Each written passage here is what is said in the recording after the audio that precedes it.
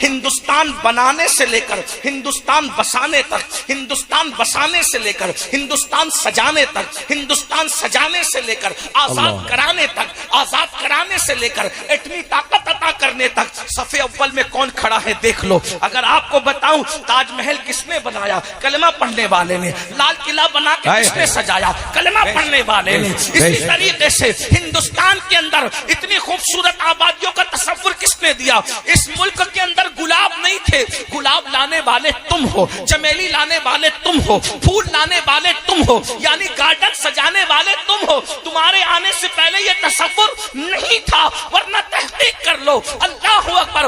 उसके बाद सजाया तो तुमने है, सोने की चिड़िया भी तुमने बनाया था। तुम्हें अपनी तारीख नहीं पता। अंग्रेजों के हिंदुस्तान आने से पहले एक एक बंगाल का, कलकत्ता का ताजिर इतना मालदार था।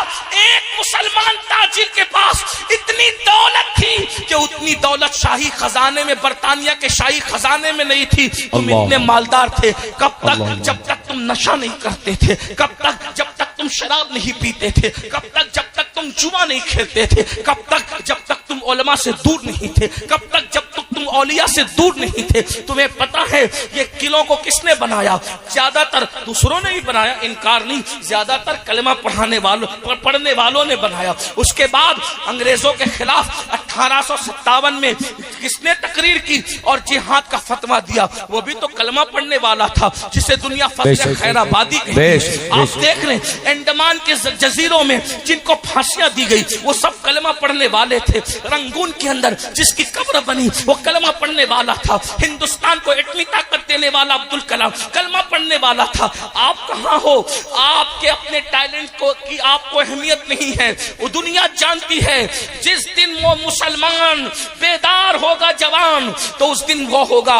ये वो जवान है जिनकी शान ये है, इन्होंने उंदुलूस के साहिल पे कश्तियां जलाई है, इन्होंने अफ्रीका के सहराओं में अजानें पड़ी है, इन्होंने बहरे जुल्मात में घोड़े दौड़ाए हैं। इकबाल जैसे मुफक्किर को मजबूर होकर कहना पड़ा, दी अजानें कभी यूरोप के कलीसाओं में और अफ्रीका के तपते हुए सहराओं में। दश्त तो दश्त है, दरिया भी ना छोड़े हमने, बहरे जुल्मात में घोड़ा दिए घोड़े हमने। अल्लाह अकबर। ये मर्दों का हाल है। रजिया सुल्ताना तुम में थी, रजिया सुल्ताना तुम में थी, बेगम हजरत महल तुम में थी। आप क्या समझ रहे हैं? दुनिया यूं ही तुम्हें नशे का आदी नहीं बना देना चाहती। दुनिया तुमसे, तुम्हारे टैलेंट से खतरे में है कि इनको पढ़ने मत दो, ये पढ़े नहीं, आगे नहीं बढ़े, इनको जुए में, शराब की लत में मुब्तला कर दो। तुम नादान हो, मेरी कौम के जवानों, तुम नादान हो। खुदा के लिए गौर तो करो। तुम नशा करोगे तो नशे से कौन रोकेगा? एक तो नशे का नुकसान ये है, दुनिया का नुकसान, जो नशा करते हैं इंस्टॉलमेंट पर, किस्तों में वो मौत के करीब होते हैं। नशे से फेफड़े खराब होंगे, नशे से बीमारियां आएंगी, नशे से इंसान कैंसर में और कैसी कैसी बीमारियों में मुब्तला होगा। ये दुनिया का नुकसान। और ये भी हया के पर्दे में कह दूं, मिंबर का तकद्दुस है। जो ज्यादा नशा करता है वो बीवी की जरूरत पूरी करने के काबिल नहीं रह जाता। फिर नतीजा क्या होता है?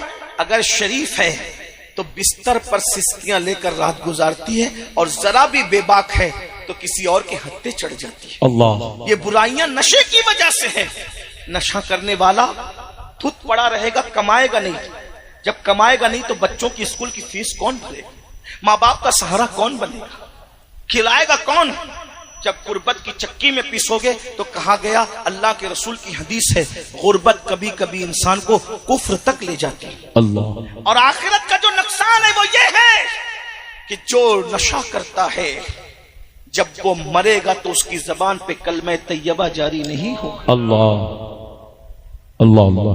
हजरत जुनैद बगदादी फरमाते, सुन लो हजरत जुनैद बगदादी का कौल, फरमाते मेरे पड़ोस में मेरा दोस्त रहता था, उसको लाखों हदीसें याद थी। जब उसके मौत का वक्त करीब आया, मरने का वक्त करीब आया, तो मैं उसके सराहने गया कि पड़ोसी है, दोस्त है और बड़ लाखों हदीसों का आलिम है। लेकिन जब मैं उसके करीब गया तो मैं बोल रहा था, कलमा पढ़ो कलमा पढ़ो। उसने कहा मैं कलमा नहीं पढ़ता, जाओ यहां से। और उसने कलमे का इनकार कर दिया।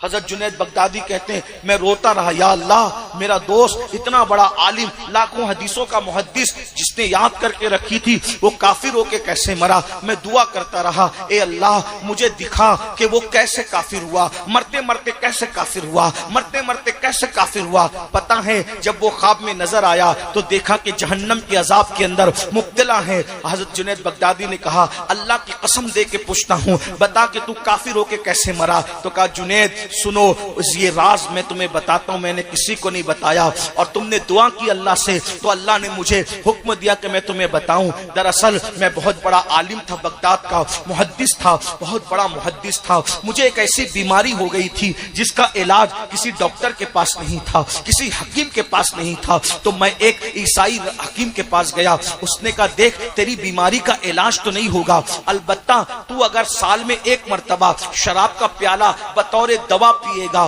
तो तेरी बीमारी रुक जाएगी। शिफा तो नहीं होगा लेकिन तेरी बीमारी रुक जाएगी, तेरी बीमारी कंट्रोल में आ जाएगी। तो मैं हर साल एक शराब का पूरा प्याला बीमारी से बचने की नीयत से पी लिया करता था। शराब का एक प्याला साल में एक मर्तबा मैंने बीमारी से बचने के लिए पिया तो मरते वक्त तो मेरा ईमान चला गया। ऐ मेरी कौम के जवानों बताओ, जो बीमारी के लिए बीमारी की नीयत से शराब पिए मरते मरते वो काफिर हो रहा है। जो रत जगहों में शराब पिए, जो खुशी के मौके पे शराब पिए, जो पिकनिक पे शराब पिए, जो मोहल्ला में नशा करे, बताओ उनका खात्मा ईमान पर कैसे होगा। बल्कि सुनो सुनो, अल्लाह के सच्चे रसूल सादिक और मज़दूक तुम्हारे मेरे रसूल ने फरमाया, ऐ इब्ने मसूद मेरी उम्मत के कुछ लोग होंगे जो मरेंगे तो अच्छे भले मरेंगे, लेकिन जब कयामत के दिन वो अपनी अपनी कब्रों से उठेंगे तो या तो उनका चेहरा सूअर की तरह होगा या तो उनका चेहरा बंदर की तरह होगा।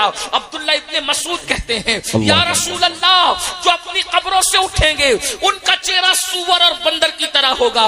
क्या वो कलमा नहीं पढ़ते होंगे? क्या वो कुरान को अल्लाह की किताब नहीं मानते होंगे? क्या वो आपको अल्लाह का रसूल नहीं मानते होंगे? मेरे आका फरमाते इब्ने मसूद वो मोहम्मद को अल्लाह का रसूल भी मानेंगे, कुरान को अल्लाह की किताब भी मानेंगे, वो कलमा भी पढ़ते होंगे, फिर भी जब वो अपनी कब्रों से उठेंगे तो उनकी कब्रों से उठते वक्त उनके चेहरे सूअर और बंदर की तरह होंगे। वो सूअर और बंदर की शक्ल लेकर कयामत के दिन उठेंगे। तो इब्ने मसूद ने कहा या रसूल अल्लाह उनका गुनाह क्या होगा? मेरे आका फरमाते हैं उनके दो गुनाह होंगे, उनके दो गुनाह होंगे। नंबर एक, वो शराब का नाम बदल बदल कर पिएंगे। अल्लाह, शराब का नाम बदल बदल कर पिएंगे। बदल दिया ना शराब का नाम, एमडी रख दिया, नशे का अलग अलग नाम रख दिया, ये नाम वो नाम वो नाम वो नाम। मेरे नबी ने 1450 साल पहले फरमा दिया था, गैब था नबी ने, क्या वो शराब का नाम बदल बदल कर पिएंगे। वो गाने कसरत के साथ सुनेंगे, म्यूजिक कसरत के साथ सुनेंगे, जिनमें ये दो गुनाह होंगे। जब वो अपनी कब्रों से उठेंगे या तो उनकी शक्ल सूअर की तरह होगी या तो उनकी शक्ल बंदर की तरह होगी। किसने कहा? जिस नबी का कलमा पढ़ते उसने कहा, जिस रसूल का कलमा पढ़ते उसने कहा, जिसकी बात पर काफिर भी कहते हैं कि ये नबी झूठ नहीं बोलते, ये सादिक और अमीन है। अब बताओ, अगर चेहरे पे फुंसी निकल आए तो शादियों में नहीं जाते, अगर चेहरे पे सफेद दाग निकल आए तो मुंह पे मास्क रख करके घूमते हो। अल्लाह अकबर, चेहरे पे हवा लग जाए तो मुंह पे रुमाल रख करके घूमते हो। ऐसा ही है ना, अगर ऐसे ऐब हो जाएं तो लोगों के सामने नहीं जाते।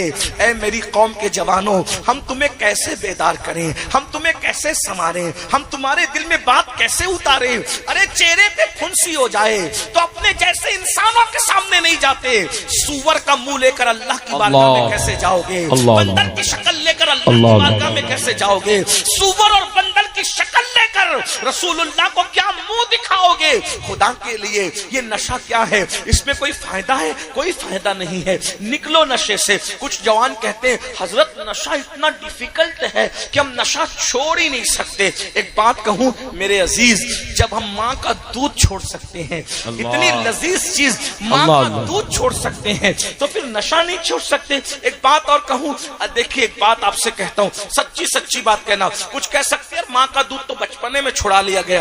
एक एक बंदा है, उसको मिठाई बहुत पसंद है, बहुत पसंद है मिठाई, ये मिठाई वो मिठाई वो मिठाई वो मिठाई बहुत पसंद है। अचानक डॉक्टर ने कहा, देखो हाजी साहब, आपको हो गई है शुगर, शुगर आपकी 300 350 पहुंच गई। अब अगर आप मिठाई खाओगे ना किडनी फेल हो जाओगी, मिठाई खाओगे ना हार्ट पे असर पड़ेगा, मिठाई खाओगे ना तो फालेज भी हो सकता है, इसलिए मिठाई नहीं खाना, आम नहीं खाना, मीठा नहीं खाना। मुझे बताओ, जिसको अब तक मीठा पसंद था 40 साल 35 साल 50 60 साल जिसने दबा कर मीठा खाया, 1 मिनट में मिठाई छोड़ता है कि नहीं छोड़ता है?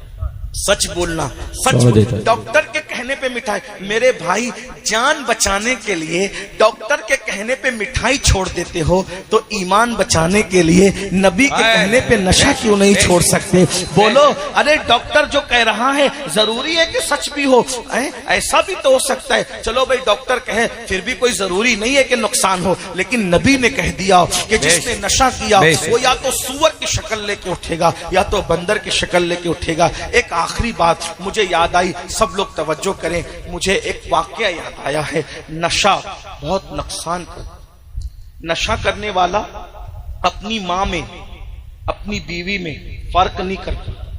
अल्लाह। नशा करने वाला पड़ोसन में और अपनी बेटी में फर्क नहीं करता। अल्लाह। छोड़ दो जो बच्चे नशा करते। और मैं तो आपको कहता हूं, सिगरेट भी छोड़,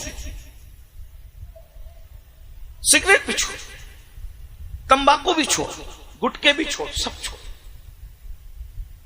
नहीं खाना है, तय कर लो नहीं खाना। मैं अभी पिछले हफ्ता बाबा ताजुद्दीन के उर्स में गया था। जी जी। हजारों लोग, मैंने एक जुमला कहा, बोलो सब तौबा करते हो कि नहीं? पूरा मजमा हाथ उठा, स्टेज से लेके नीचे तक सबने तौबा की और माशाल्लाह उसका इतना अच्छा रिजल्ट। और मैं जहां गया लोगों को कहा, लोगों ने मेरी बात पे अमल किया। एक बात मैं कहता हूं, फायदा किसका है? अपना फायदा। अगर आप सिगरेट पियोगे ना, आपका बच्चा एमडी इस्तेमाल करे। आप सिगरेट पियोगे, आपका बच्चा हुक्का पिएगा। अगर अपने बच्चों को बचाना है, आपको अपने नफ्स पे कंट्रोल करना पड़ेगा। अच्छा मैं एक बात कहता हूं, चलो सिगरेट जो आप पी रहे हो, बीड़ी पी रहे हो, सिगरेट पी रहे हो, ये अपनी दौलत को जो आग लगा करके धुएं में उड़ा रहे हो, कभी तुमने सोचा कि मुसलमानों की सैकड़ों बेटियां हैं जो सिग्नलों पर भीख मांगती है बुर्का पहन। अल्लाह। अगर मैं इतनी रकम सिगरेट की उठा करके किसी बेवा की गोद में डाल दूंगा तो दिन भर का उसका खर्चा ना निकल जाएगा? बहुत अच्छा पैगाम, बहुत। बताइए ना।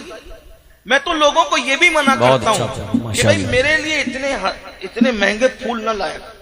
मेरी रूह बेचैन होती है इतने महंगे महंगे फूल देख के। लोग मजाक भी उड़ाते हैं कि ये कैसा आदमी है कि दूसरे लोग चाहते हैं कि उनके ऊपर फूल डाले जाए, ये मना करता है। मैंने कहा हम हकीकत वाले लोग हैं, हम ढकोसले वाले लोग हैं। ये फूल मेरी इज्जत में कोई इजाफा नहीं कर सकते। आपने ये इतना महंगा फूल लाए, इतना महंगा, देखिए कितना महंगा। मैं समझता हूं कि 5000 से कम का नहीं होगा। कितने का?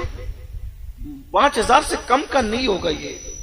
और अगर और कम कर दूं तो चले 2000 का पकड़ लें। मैंने उसको 1 मिनट भी नहीं पहना, मैं पहन भी नहीं सकता इतना 10 किलो का वजन का, कितनी देर पहनूंगा? 1 मिनट में मैंने उतार दिया। आपसे पूछता हूं मुझे बताओ, 1 घंटे की तकरीर के लिए जिस सैयद को आपने बुलाया, 2000 का हार उसके गले में आधे मिनट के लिए डाल दिया, क्या तुम अपनी मस्जिद के इमाम के बच्चे की स्कूल की फीस भरने के लिए भी इतनी सीरियस हो? अगर ये 2000 तुमने बचा लिए होते तो तुम अपने मोहल्ले की मस्जिद के इमाम के बच्चे की स्कूल की फीस भर सकते थे 1 महीने की। इससे मुझे क्या फायदा हुआ? अगर आपको मुझे फूल ही पहनाना था, एक गुलाब दे देते। इस तरह के करोड़ों फूल मेरे अंदर कोई तरक्की नहीं जगा सकते। इज्जत और जिल्लत मेरे अल्लाह के हाथ में है। न फूलों से इज्जत बढ़ती है, न गालियों से इज्जत घटती है। जो पिया को भाए अख्तर वो सुहाना राग है, जिससे ना खुश है पिया वो रागनी अच्छी नहीं। बेशक बेशक। उस इमाम बुखारी का बुखारा भी मुखालिफ था, समरकंद भी मुखालिफ था। बुखारा जाते थे तो वो करते थे, समरकंद जाते थे, वो बाइकाट करते थे। तुम्हें पता है जिसकी खत्म बुखारी के नाम पर तुम हर साल जलसा करते हो, वो बुखारी समरकंद जाते थे तो वहां बाइकाट, बुखारा जाते थे, पूरा जमाना बाइकाट हो गया। इमाम बुखारी समरकंद और बुखारा के दरमियान अकेले खड़े थे, अकेले। अल्लाह, जमाना मुखालिफ था मगर अल्लाह राजी था। बेश बेश, तवज्जो करना, जमाना मुखालिफ था, अल्लाह राजी था। इसलिए बुखारी ने कहा, ए अल्लाह, ना बुखारा वाले अपनाते ना समरकंद वाले अपनाते, इतनी बड़ी जगह मेरे लिए तंग हो गई, मुझे उठा ले। तो इमाम बुखारी का तन्हाई में इंतकाल हुआ, तन्हाई, अल्लाह, तन्हाई में, लेकिन अल्लाह राजी था। अल्लाह को राजी किया, पब्लिक की तरफ तवज्जो नहीं की। तो क्या नतीजा क्या निकला? इमाम बुखारी को दफन कर दिया। बारिश रोक ली, अल्लाह ने रोक ली। अब बारिश नहीं होती, इस्तिस्का पे इस्तिस्का, इस्तिस्का पे इस्तिस्का पड़े, बारिश नहीं होती। एक मजजूब ने कहा, जब तक बुखारी के वसीले से उसके मजार पे जाके दुआ नहीं करोगे, बारान रहमत का नुज़ूल नहीं होगा। अल्लाह, बेश बेश। मुखालिफत और बाइकाट करने वाले और फतवा लगाने वालों को अल्लाह ने मजबूर किया बुखारी की कब्र पर आने पे, और सब आए और वहां आकर के दुआ की। तब लोगों को पता चला जिसको हम क्या क्या समझ रहे थे वो तो अल्लाह की बारगाह में मकबूल था। ये फूल मकबूल नहीं बनाते, ये कपड़े मकबूल नहीं बनाते, ये अमामे के पेच मकबूल नहीं बनाते। अत्तक़वा हाँ होना, दिल का तकवा अल्लाह की बारगाह में मकबूल। बेशक बेशक, हम सबकी परवाह करते हैं। तो मेरी गुजारिश है, शादियों के खर्चे पे कंट्रोल करो, जी, जलसों के खर्चे पे कंट्रोल करो, अपने खर्चे पे वरना अल्लाह क़यामत के दिन पूछेगा, अल्लाह क़यामत के दिन पूछेगा, मेरी बंदियां मुर्तद हो रही थी और तू सिगरेट और हुक्के में पैसे खर्च कर रहा था। मेरी बंदियां मेरा दीन हम छोड़ करके गुर्बत की वजह से जा रही थी और तुम लोग 5-5 हजार के फूल आधे आधे मिनट के लिए पहन के मजहबी अय्याशियां कर रहे थे। अल्लाह, आपको जिसको पिनाना है पिनाओ, तुम जानो वो जानो, मुझे नहीं पिना, मेरे लिए नहीं करना।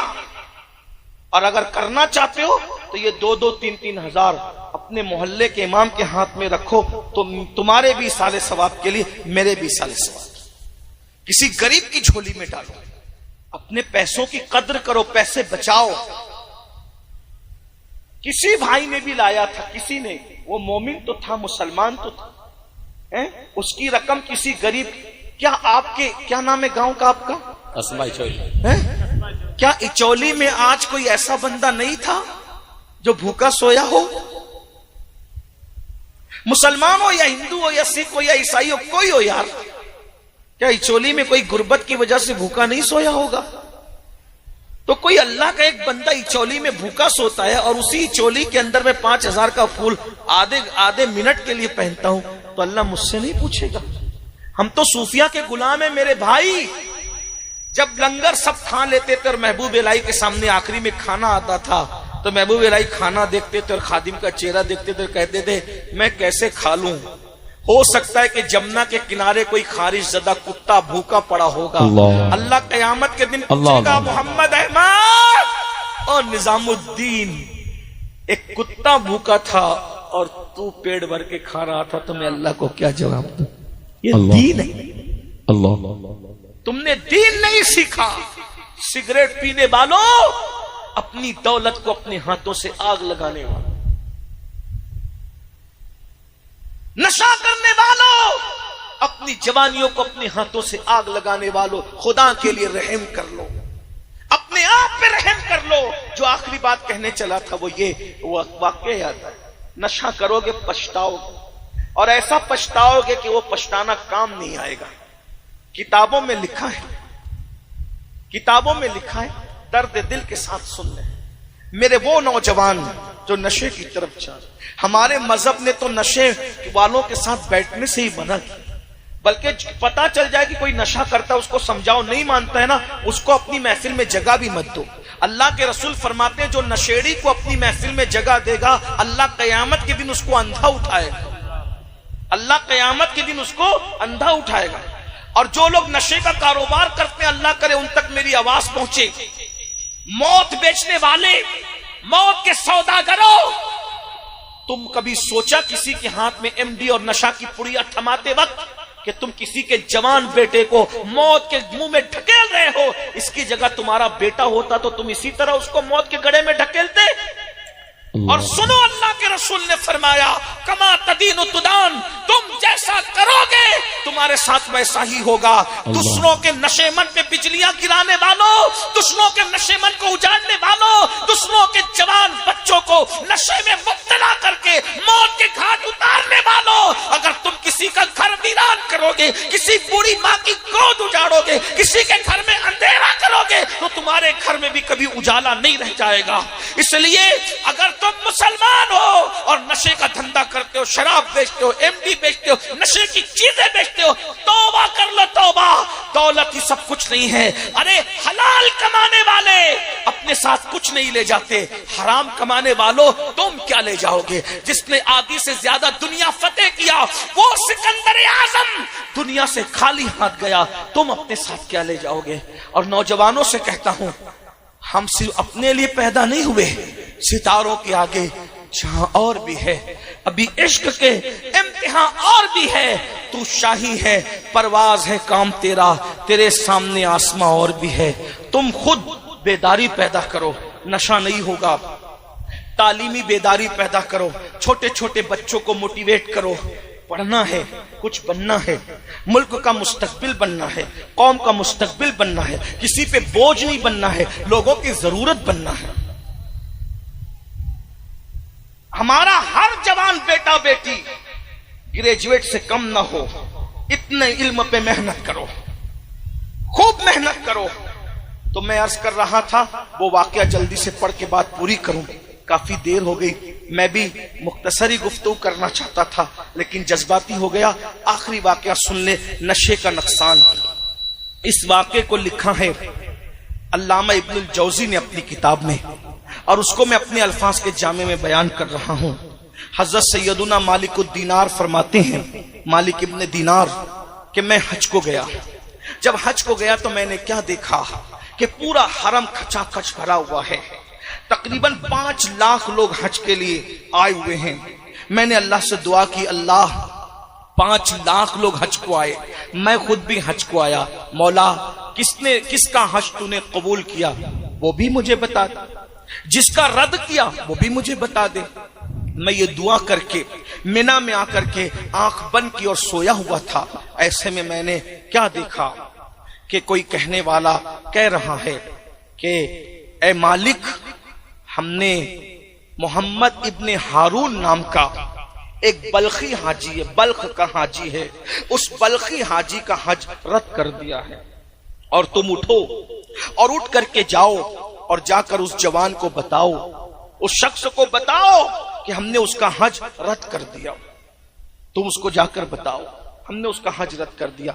अब जवानों ध्यान से सुनना, मालिक बिन दीनार उठे और उठने के बाद मिना के अंदर जो खैमे अलग अलग लगे हुए थे, तो उन लोगों से पूछने लगे, बल्ख के जो हाजी थे, ए बल्खी हाजियों, तुम में मोहम्मद इब्ने हारून कौन है?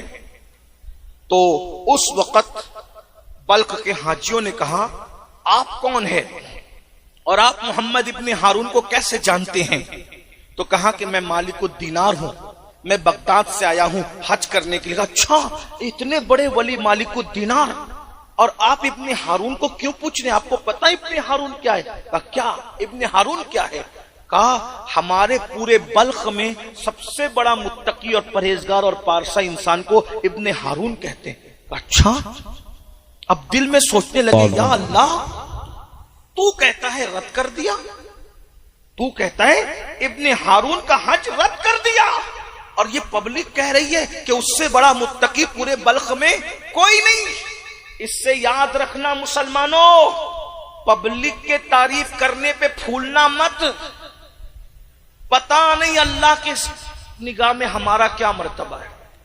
दुनिया तो रहमतुल्लाह अलैह कहेगी, अगर अल्लाह लानतुल्लाह कह दे तो क्या होगा? अल्लाह, गौर तो करे ना, फिर अल्लाह अल्लाह है ना, उसकी नजर में अच्छे बनो। हम दुनिया की नजर में अच्छे बन रहे हैं। अल्लाह के बंदो गौर करो, इब्ने हारून की कितनी तारीफ कर रहे थे बल्ख वाले, बड़ा नेक, बड़ा नेक, बड़ा नेक। और अल्लाह कह रहा है ख्वाब में मालिक को मैंने हजरत कर, जाके बता। तो मालिक को दीनार होशियार अल्लाह वाले थे, उन्होंने कहा ये मिलेगा कहां? बोले ये ऐसे खेमों में नहीं रुकता, हर साल हज को आता है, हर साल हज को आता है, ऐसे खेमों में नहीं रुकता। अच्छा फिर कहां रुकता है? वो खुले आसमान के नीचे चिलचिलाती धूप में रुकता है, और वो रोजे से रहता है, साल भर रोजा रखता है, रोजे रोजा, नफिल रोजा, पैदल हज करता है। अच्छा अब हजरत मालिकुद दीनार सोच रहे अल्लाह का हुक्म कुछ है, पब्लिक कुछ कह रही है, चलो चलते हैं।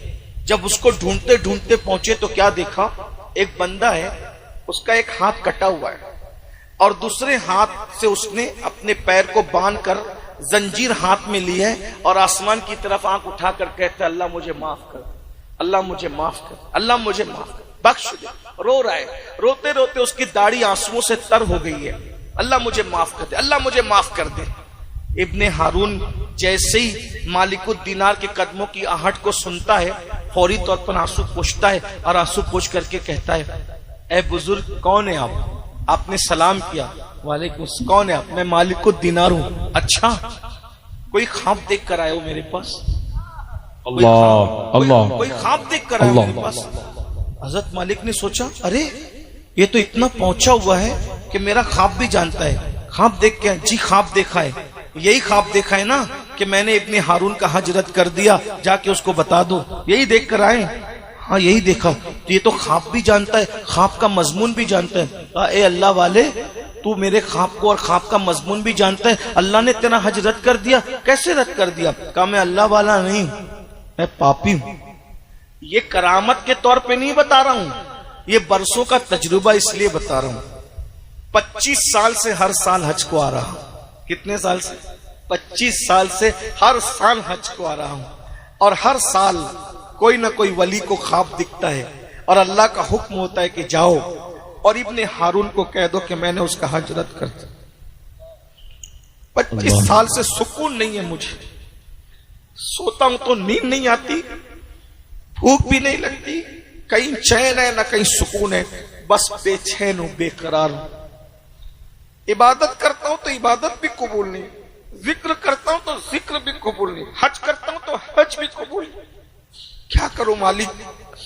हजरत मालिक बिन दीनार ने कहा इब्ने हारून, मेरा अल्लाह किसी पे जुल्म नहीं करता, मेरा अल्लाह बहुत मेहरबान है, बड़ा करीम है। तूने कुछ ऐसा काम जरूर किया होगा कि अल्लाह तुझसे नाराज है, बता तूने किया क्या है?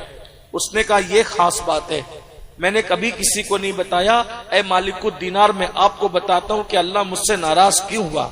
तब वो अपना इब्ने हारून अपना वाकया बताता है। इब्ने हारून कहता है मालिकुद दीनार, मैं बहुत मालदार बाप का बेटा था, अल्लाह ने बहुत दौलत दी थी, बहुत माल दिया था, गलत दोस्तों की सोहबत में पड़ गया, गलत दोस्त मुझे नशे की तरफ ले गए। मेरी कौम के जवानों, सोहबत ही संवारती है, सोहबत ही बिगाड़ती है। गलत दोस्तों के साथ मत रहो, जो गुनाह की तरफ ले जाए वो मुनाफिक है, वो दोस्त नहीं है। जो बुराई की तरफ ले जाए वो दुश्मन है, दोस्त नहीं है। जो जिना के अड्डों की तरफ ले जाए, जो शराब के अड्डों की तरफ ले जाए, जो जुआ के अड्डों की तरफ ले जाए, जो लड़कों की नाजायज दोस्ती की तरफ ले जाए, जो हराम कामों की तरफ ले जाए, वो दोस्त नहीं है, वो दुश्मन है, वो गद्दार है। सच्चे दोस्त की पहचान है, अगर तू अल्लाह को भूल जाए तो वो तुझे अल्लाह की याद दिलाए। सच्चा दोस्त तुझे अल्लाह की तरफ ले जाता है, सच्चा दोस्त तुझे गुनाह की तरफ नहीं ले जाता। सच्चे दोस्त की पहचान यही है। बहरहाल वो मालिकुद दीनार से कहता है, ऐ मालिक इब्ने दीनार, गलत दोस्तों की सोहबत में पड़ गया, माल बहुत था, नशे का आदी बना दिया, नशा करता रहा। माँ को खबर नहीं थी, माँ को इत्तला नहीं थी कि मैं नशेड़ी हो गया हूँ, मैं नशा करने लगा हूँ। एक दिन ऐसा हुआ कि शाबान की आखिरी तारीख थी, दोस्तों ने मशवरा किया कल से रमजान शरीफ शुरू हो जाएगा, एक काम करते हैं, कल से तो मौका नहीं मिलेगा नशा करने का, आज जरा जी भर के नशा कर लेते हैं। इतना नशा कर लिया कि शाम हो गई, नशा नहीं उतरा, तो मजबूरन शाम के वक्त मैं डोलता डोलता अपने घर आया। मेरे जवानों, अल्लाह वो तुम्हें दिन न दिखाए जो इब्ने हारून को दिखाया। अल्लाह अकबर, गौर से सुनना। इब्ने हारून कहता है, ऐ मालिकुद दीनार, मैं नशे में था, डोलते डोलते आया, रमजान का चांद नजर आ चुका था, रमजानुल मुबारक की तैयारियां हो रही थी, लोगों तेज तेज कदम से नमाज तरावी के लिए मस्जिदों को आबाद करने के लिए जा रहे थे, और मैं डोलते हुए नशे की हालत में अपने घर के दरवाजे पर आया। मेरी माँ ने पहली मर्तबा मुझे नशे की हालत में देखा। मेरी माँ को पता नहीं था कि मैं नशा करता हूँ। पहली मर्तबा माँ ने मुझे नशे की हालत में देखा। जैसे ही नशे की हालत में देखा, मेरी माँ को गुस्सा आया। मेरी माँ ने जोरदार तमाचा मेरे चेहरे पे मारा, क्योंकि मैं माँ का बहुत अदब करता था, माँ का बहुत फर्मा बरदार था। मैं अपनी माँ की कभी नाफरमानी नहीं करता था। मेरी माँ को बड़ा घमंड था मुझ पे, बड़ा एतमाद था कि मेरा बेटा मेरी नाफरमानी कभी नहीं करता। जैसे ही मेरी माँ ने मुझे एक तमाचा मारा, क्योंकि मैं होश में नहीं था, मैं तो नशे में था। नशे की हालत में जब मेरी माँ ने मुझे एक तमाचा मारा, शैतान ने मुझ पे काम किया। मैं गुस्से में आया और नशे की हालत में मैंने अपनी माँ को पलट कर तमाचा मारा। मैंने अपनी माँ को एक नहीं बल्कि कई तमाचे मारे और मारता रहा यहाँ तक कि अपनी माँ को मारते मारते बूढ़ी माँ को उठाकर मैंने जलती हुई आग में फेंक दिया। अल्लाह, जलते हुए तन्नूर में मैंने अपनी माँ को फेंक दिया। उसके बाद क्या हुआ मुझे नहीं मालूम। जब सुबह को मेरा नशा उतरा, मैंने अपनी बीवी को आवाज दी। मेरी बीवी ने बहुत तल्ख लहजे में जवाब दिया। मैंने पूछा, ओ फरमा बरदार नेक बीवी, तू मुझे तलखी में जवाब क्यों देती? तो कहा, मैं तो तेरे नशा उतरने के इंतजार में थी। अरे जब तू अपनी माँ का नहीं हुआ, मेरा क्या होगा? मैं तेरा घर छोड़कर जाती हूँ। मैंने पूछा, माँ को क्या हुआ? माँ को क्या हुआ? कहा, देख माँ को क्या हुआ। तो इब्ने हारून कहता है, मालिकुद दीनार, मैंने देखा मेरी माँ मुर्दा जली हुई रोटी की तरह कोयला बन के पड़ी थी। मैंने पूछा, माँ को ये किसने किया? मेरी बीवी ने पूरी दास्तान बताई। मगर पछतावे से का होवत जब चिड़िया चुग गई खेत। माँ का कातिल था मैं। मुझे एहसास हुआ कि नशे ने सिर्फ मुझसे नशा नहीं करवाया, नशे ने मुझे माँ का कातिल तक बना। मैंने अपनी माँ को कत्ल तक कर दिया। ऐ नशा करने वाले मेरी कौम के जवानों, हो सकता है कि तुम भी अपने बाप के कातिल बन जाओ, तुम भी अपनी माँ के कातिल बन जाओ। अरे उसने तो चूल्हे की आग में माँ को फेंक करके जला दिया, तुम तो अपने माँ बाप को दुखों की आग में जला रहे हो, टेंशन की आग में जला रहे हो, बेचैनी की आग में जला रहे हो। जाके पूछो अपनी उन माओ से जो तुम्हें नशे की हालत में देखकर कितना बेचैन होती है, बेकरार होती है, तड़पती है, रातों को सो नहीं पाती, सिसकियां लेकर के करवटें बदल बदल कर अल्लाह से दुआ करती, अल्लाह मेरे बच्चे को संवार दे, मेरे बच्चे को संवार दे। वो बाप के दिल से पूछो, अल्लाह अकबर, जिसने तुम्हें इतनी उम्मीदों से पाला था कि तुम जवान हो जाओगे, बाप का सहारा बनोगे, लेकिन नशे की वजह से तुमने अपने बाप को भीख मांगने पे मजबूर किया, बुढ़ापे में मजदूरी करने पे मजबूर किया। अल्लाह को जवाब क्या दोगे? दुनिया भी तबाह कर रहे हो, आखिरत भी बर्बाद कर रहे हो। सुनो सुनो, मालिकुद दीनार कहते हैं, जब उसने बताया कि मेरी माँ को मैंने मुर्दा पाया, तो मैंने कुल्हाड़ी ली और अपने उस हाथ को काट दिया कि जिस हाथ ने मेरी माँ को मारा, हाथ काट दिया, अपना महल बेच दिया, सब अल्लाह की राह में सदका कर दिया, गुलामों को आजाद कर दिया, अल्लाह की राह में सब खत्म कर दिया। अब एक मुट्ठी चना, उसी से सहरी करता हूँ, उसी से इफ्तार करता हूँ, रोजाना रोजा रखता हूँ। कोई घर नहीं है, हर साल पैदल हज को आता हूँ, ना नमाज कबूल हो रही है, ना रोजा कबूल हो रहा है, ना हज कबूल हो। तो हज़रत मालिकुद दीनार कहते हैं, जालिम बदबख्त, अल्लाह तुझे कभी माफ न करे, अल्लाह कभी तुझे माफ न करे। ये कहते हुए हज़रत मालिकुद दीनार पलट गए। मालिकुद दीनार कहते, जब मैं पलट रहा था तो पलटते हुए मैंने आवाज सुनी, ऐ गमों को खोलने वाले, मुझे माफ कर दे मेरे अल्लाह। जब मैं आया खैमे में लेट गया तो ख्वाब में मुझे रसूलुल्लाह की ज़ियारत हुई। अल्लाह के रसूल ख्वाब में आए और आने के बाद कहा, ऐ मालिक तूने उसको बद्दुआ क्यों दी? अर्ज़ की, या रसूलल्लाह उसने कितना बड़ा जुर्म किया। आका फरमाते हैं, मैं बताऊं क़यामत में उसके साथ क्या होगा? क्या होगा? अल्लाह की अदालत में वो और उसकी माँ दोनों खड़े होंगे। अल्लाह फरमाएगा, तू नशा करता था, माँ का कातिल था, तू जहन्नम में जा। हजारों साल तक उसको जहन्नम में जलाया जाएगा, लेकिन एक दिन उसकी माँ जो जन्नत में चली गई थी वो अल्लाह से पूछेगी फरिश्तों से, मौला मेरा इब्ने हारून तेरी जन्नत में नजर नहीं आता। तो फरिश्ते जवाब देंगे, उसने तुझे कत्ल किया, वो नशा करता था इसलिए वो जहन्नम में जल रहा है हजारों साल से। तो माँ की ममता जन्नत में भी मचल जाएगी और माँ कहेगी, ए अल्लाह क्या वो जन्नत में नहीं आ सकता? तो अल्लाह फरमाएगा, अगर तू माफ कर देगी तो मैं भी माफ कर दूंगा। तो उसकी माँ कहेगी, मौला तू गवाह रहना, मैंने अपने बच्चे को माफ कर दिया। तो वो माफ कर देगी तो अल्लाह भी माफ कर देगा। ये उसकी दास्तान बताई। लेकिन देखो उसने अपने आप को कैसे बर्बाद किया। मेरी कौम के जवानों, बहुत काम करना है, जिंदगी जीना है, अपने बच्चों की शादियां करना है, इज्जत के साथ जीना है। मालदार बनो, मजबूत बनो, अच्छे कारोबारी बनो, खूब कमाओ, अच्छे कपड़े पहनो, अच्छे मोबाइल इस्तेमाल करो, अच्छी सवारियों में घूमो, अच्छे मकानात बनाओ, ताकि कोई बंदा जो मुसलमान नहीं है वो हमें हकीर न समझे। तुम ऐसे बन के निकलो कि कोई मुसलमान को हकीर न समझे। लेकिन मोबाइल चुरा के मालदार नहीं बनना, शराब बेच के मालदार नहीं बनना, नशा बेच के मालदार नहीं बनना। मालदार बनना है मेहनत करके बनो, हलाल के जरिए से बनो। क्यों? क्योंकि हराम ज्यादा आता है उसमें बरकत नहीं होती, हलाल कम आता है उसमें बरकत होती है। सुअर साल भर में 12-15 पैदा होते हैं, लेकिन सुअरों का कहीं रेवड़ नहीं होता। हर दरवाजे पे सुअर बंधा हुआ नजर नहीं आता। बकरियां 2 या 3 पैदा होती है, लेकिन जंगल भर भर के रेवड़ भी नजर आते हैं और हर दरवाजे पे बकरियां खड़ी भी नजर आती है।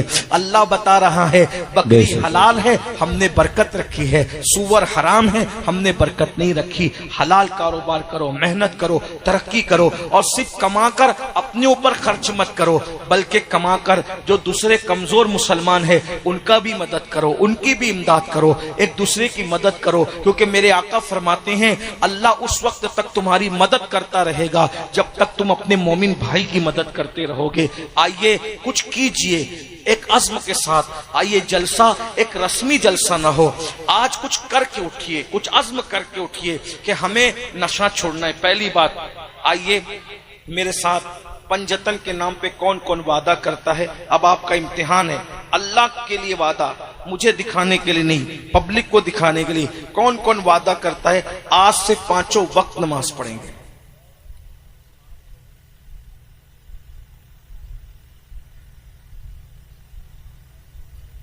जरा हम भी तो देखें कि पंजतन के उशाक नारे वाले कितने हैं और सजदे वाले कितने। उठा के रखें, जरा देखें तो सही। माशाल्लाह बड़ी तादाद है। हाँ, अगर कोई वादा नहीं भी करता है तो भी उस पर नमाज फर्ज है, ऐसा नहीं कि नहीं है। उठा के रखें, जरा देखें तो कितने होते हैं। उठा के रखें, पूरा मजमा ही हो रहा है भाई। हाँ, सुभान अल्लाह। अच्छा, उठा के रखें, उठा के रखें भाई। जिस अब्बास ने अपने बाजू कटा दिए दीन के, उस अब्बास के मानने वाले के हाथ उठा के देर तक नहीं रख सकते। जरा उठा के रखें तो देखें, अल्लाह को गवाह बनाए, फरिश्तों को गवाह बनाए। सुभान अल्लाह। बोलो नमाज की पाबंदी करेंगे ना इंशाअल्लाह। या अल्लाह, ये हाथ उठाना हमारा काम है, इन उठे हुए हाथों की लाज रखना तेरे करम पर है मौला। मौला सबको नमाजी बना दे। और अब नशे के बाइकाट में कितने लोग मेहनत करेंगे?